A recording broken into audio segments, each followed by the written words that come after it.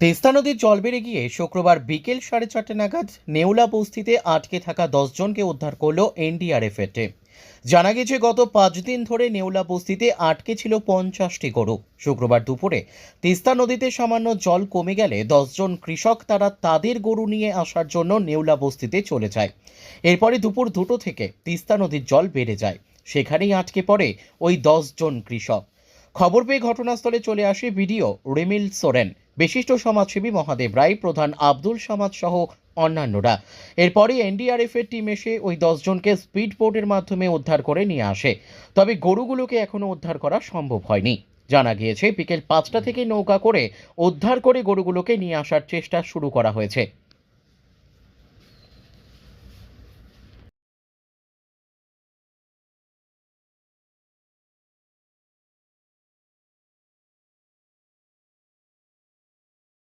কতজন মানুষ ওখানে আটকে রয়েছে নদীর চরে?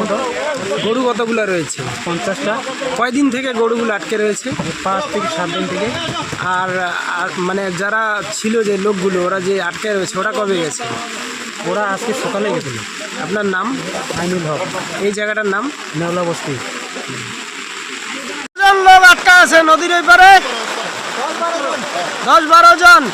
আর গরু কতগুলো? 50টা। আপনার নাম কি? এই জায়গাটার নাম?